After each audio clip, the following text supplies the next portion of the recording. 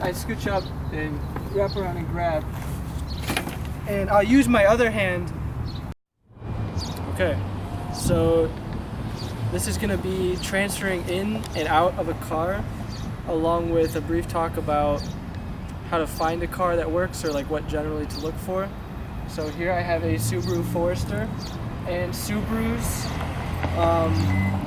they're kind of known to work good for wheelchairs because the driver's side door, at least, front two doors, open up very wide, so to speak. So they open up, I don't know, almost 90-degree angle. Yeah, and they also, the door itself, the opening is very large. So before, I've tried other cars such as a Fiat 500X, and although it's still technically a SUV type of crossover, the door itself to get in is too small to get the wheelchair through and stuff like that. So come up and you just open the door, and then what I do is I'll set my stuff on the side of the door, usually this above so I can reach it better. And so when getting a car, first thing you want to look for is how wide does the door open. So this is why most sedans won't work. It's because these doors maybe open up this much, and they also, this opening here is a lot smaller. So a few things that you'll want to look for is the ground clearance of the car, which it's something that you can't just look up online. There's something you need to go see, because the ground clearance could be from here, but then how high up, is the seat from the ground as well. So I have the seat raised up all the way, of course, so I can lower it down. But there could be a car with the same ground clearance as a Subaru, but the seat sits up here. So you need to look for both where this part of the car is, where this part of the car is, and where the seat is. And so the best thing to do then, you just make sure it's a wide enough opening. And you can always slide your seat back once you get in to give yourself more room to bring the chair over yourself. And one thing to note is that when getting in, I find it best to grab above onto the roof rack, or there's a little, I don't know what to call it. Lip. Yeah, there's a little lip around from the frame that is easy to grab onto if you can't reach, or if there isn't a rack above on top of a car.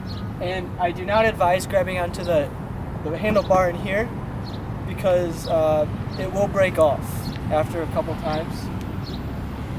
And yeah, so this is how to get in, I guess. You pull up, always put at least one brake on. I think it's better to put one brake on, because then when you take your wheels off, you can't take your wheels off with the brakes on. So if you keep this brake off, you won't have to reach around and unlock it. So the brake closest to the car is kept on. And that's because if you get into the car and if your legs kick the chair away, they will actually, the chair might roll away. So I scooch up and wrap around and grab.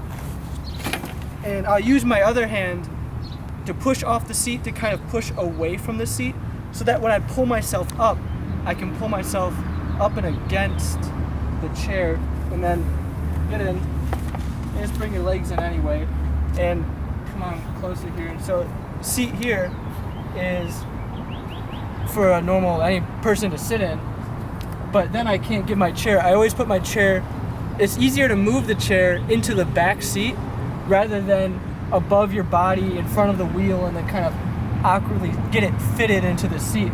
So I'll move the seat all the way up, reach around, move that part all the way up, and maybe I'll slide my seat back a little bit.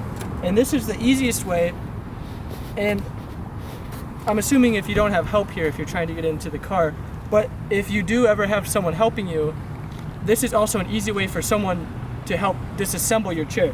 So brake goes off, of course, and you're just gonna wanna tip it up. And you can kind of tuck it into the corner of the car or against the door like this. And so if anyone else is trying to take your chair apart, they might struggle with how to do this. So they can lean the chair up on its front end like this, and they can lean it up against the side of the door. And this leaves the wheels free, so you can easily just grab them off. And so I will store the wheels right here. And if you don't want to do that, some people will store them back here. However, for me, back here presents a problem because I put stuff back there, and then the frame, the whole chair, the rest of the chair itself will actually kind of bump around and hit them. So I'll put one wheel there, and then to get the other wheel, you want to bring it over here. And so you kind of get the chair, come look at this right here, how it's set up here.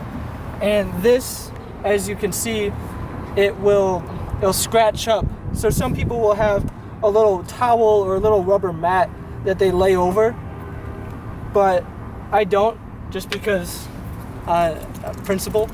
And so then for this second wheel, when I put it in, what I'll do is that I'll kind of tuck it in here to hold the wheels from sliding and moving around. So this kind of holds the wheel back. And then the next step is put your chair back. So I just use my arm to kind of, DDT it back in rather than lying back. And so then the next thing you'll do is, this is where this bar will come in handy if you've got one. If you don't, you don't need it. And you'll kind of push against there, pick up your chair like so, and then it should fit right over. So here you can see where the problem would arise of getting it to kind of fit over me and then put it in the passenger seat. But it's really easy to just lie back and then just toss it back here like this. And I leave it on the side.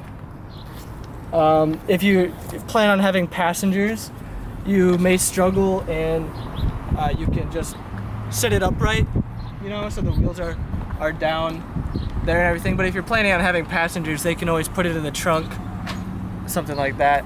So this does, if you're alone, then it's okay because it'll take up seats that you're not using, and then you just bring your seat back up, and now you're in your car.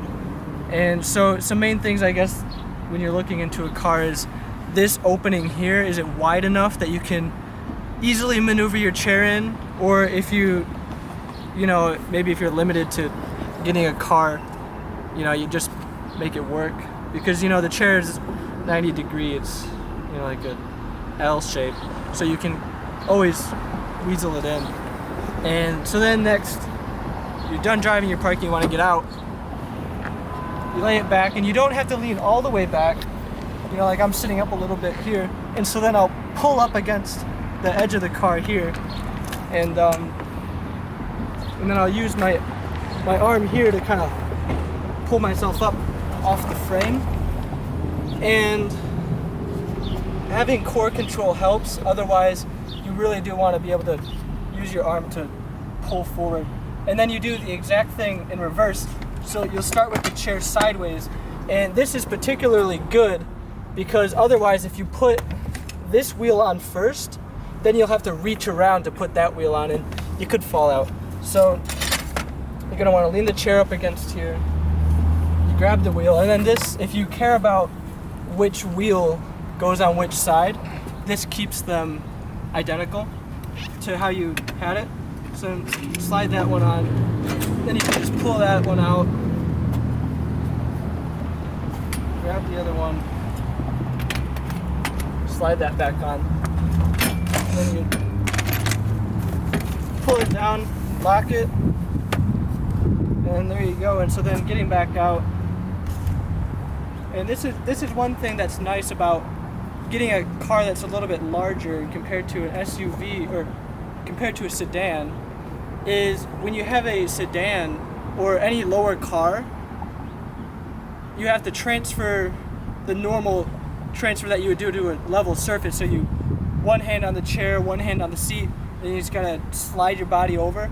But when the car is a little bit higher up, you can lift yourself and then pull yourself in, which in my opinion is a lot easier, but that might just be because I'm good at pulling myself up. But so instead of doing a side transfer over a large gap where you might have to really slide in, doing it from the top, pulling yourself in from the top of a car is much easier to really get yourself in safely because you have a lot more control hanging onto the car.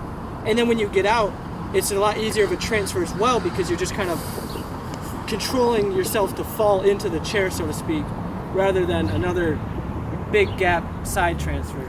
So here we go, grabbing the chair, and there you go. And I always make sure one foot is on the foot plate and the other one will just kind of hit the ground maybe, and then you just pull it back up, so there's no issue there. There you go.